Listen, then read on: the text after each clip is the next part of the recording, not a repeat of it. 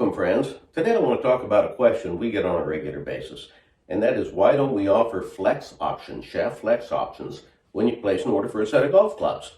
Also, exactly what is your shaft optimization process that I read about on your website? Well, we're going to get into all of that today. Tons of information here, so trust me, stay tuned. You won't want to miss any of it. Hey, welcome back, friends. Now, I'm going to make a statement that's going to blow a lot of your minds, and that is that shaft flex designation is worthless. It's absolutely meaningless. And if you order a set of clubs and there's an option there for shaft flex, trust me, you're the one being fooled. And let me explain this to you. Here's a raw shaft. This happens to be a regular flex shaft from one of the dozens of brands of shaft manufacturers out there. The funny thing is, this regular flex shaft, if I compared it to another brand shaft, it might be a weak flex. If I compare it to another brand's, it might be a stiff flex. You see, there's no standardization in the golf industry as to what shaft flex actually is, and those little designations, weak, regular, stiff, they mean nothing at all. Now, then on top of that, when a company shafts their club heads, what they will do on a 4-iron, they'll tip trim the shaft by 1/2 inch. When they put on a 5-iron club head, they'll tip trim the shaft by 1 inch. 6-iron club head, they tip trim at 1.5 inch. 7-iron club head, they tip trim at 2 inches, all the way till you get down to the wedges, and they've knocked about 3.5 inches off the tip of that shaft. Now, every time you incrementally tip trim a shaft, you make the shaft stiffer. I mean, it goes from might be a weak flex up to extra stiff flex. This is the case with your standard length irons you have in the garage right now. And if you just want to prove it to yourself, you just go out in the garage, grab your longest iron, maybe it's a 3-iron, 4-iron, whatever it is, hold it up, give it a bend.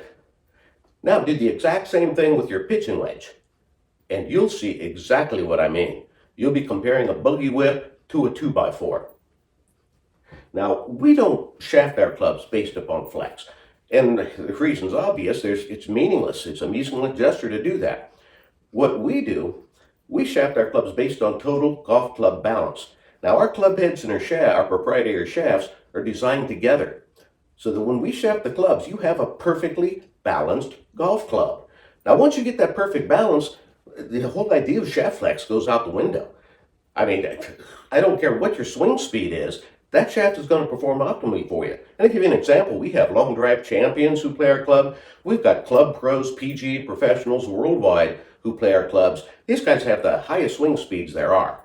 And by the same token, a big chunk of our customer base is men, women, 70, 80 years old, senior golfers who play our clubs. Now, in each case, that club is going to work optimally for that person. They're going to get their best performance out of it, period. Forget shaft flex ratings. I will tell you this, in 25 years, we have never, ever received one complaint about, well, this shaft feels weak. It feels stiff. That has never happened in 25 years.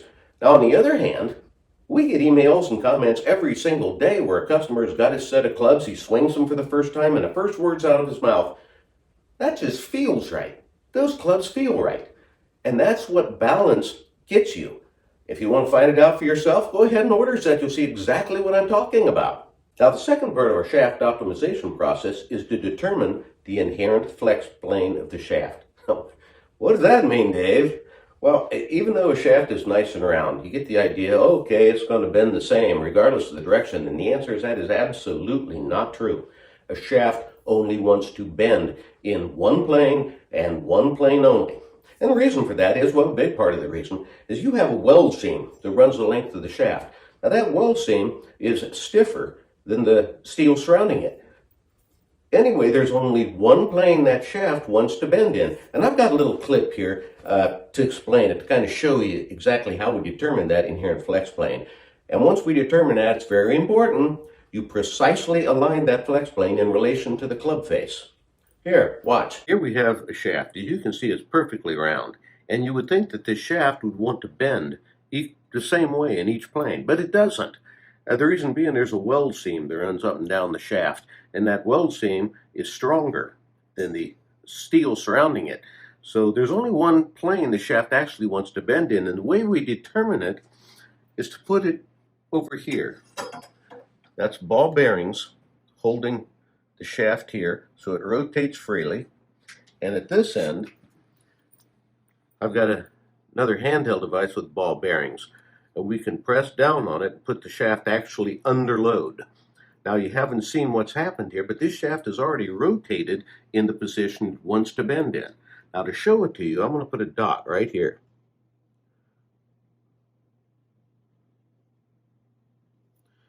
Okay, you see that dot? Now watch what happens when I rotate the shaft in another direction. See it snap back?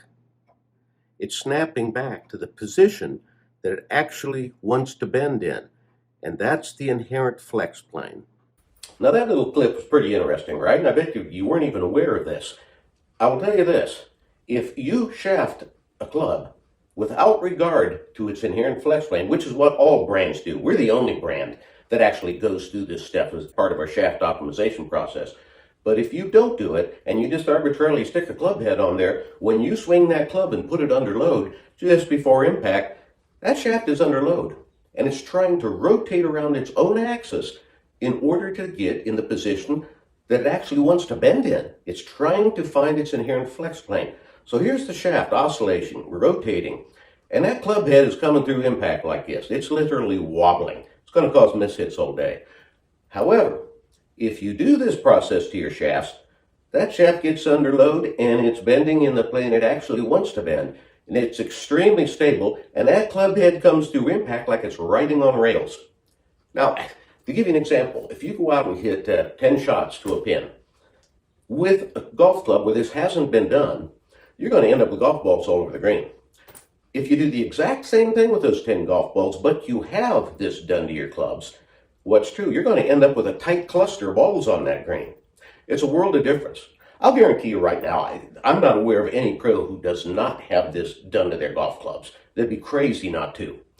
Now, by the same token, do the brands they endorse do this on their clubs that they sell to you? And the answer is no, they don't. Well, why don't they do it? Well, I'll give you all kinds of reasons, but I'll tell you why they don't. Because it's an extra manufacturing step that doesn't fit into an assembly line mass production model. It just causes everything to slow down. First of all, on that assembly line, you've got very unskilled laborers. They're just sticking a shaft into a club head. To do the actual inherent flex plane process, you need to know what you're doing. That does not fit in there. It costs the company more money to produce that set of clubs. That's why they don't do it. Now, personally, I would never play a set of irons where the inherent flex plane of that shaft wasn't determined and then properly aligned in relation to the club face. Absolutely would not play a set of clubs like that. That's how big of a deal it is. And we've done it on every club we've ever built over the past 25 years. No other golf company does this. None. And it's for the reasons I just told you. I mean, look at it this way. You think to yourself, well, these companies want me to improve my game. Well, the answer is they don't care about your game. They could care less. All they care about is selling you golf clubs. And the less their cost to produce those golf clubs, the better. I mean, you get guys, I'm sure you know guys that have bought 3 or 4 different sets of irons in the past. Has their game ever improved? And the answer is no. It's the same club head design, basically. It's the same shafting. It's the same this. The point is, we have never done business like that, and we never will. When we build you a set of clubs, our intent is for you to drop 5, 10 strokes right off the bat, and over time, maybe 15 strokes, all depending on your level of play right now. I hope this video answers that question about shaft flex and why we don't offer it, and exactly how our shaft optimization process actually works. If you like the video, definitely hit the like and subscribe button, and trust me, all of your golfing buddies, share this video with them, because it's something they're going to want to see. Because nobody knows what we're talking about here. Nobody has ever been exposed to this kind of information before. Thanks for watching. Definitely hit the like and subscribe button, and we will see you on the next video.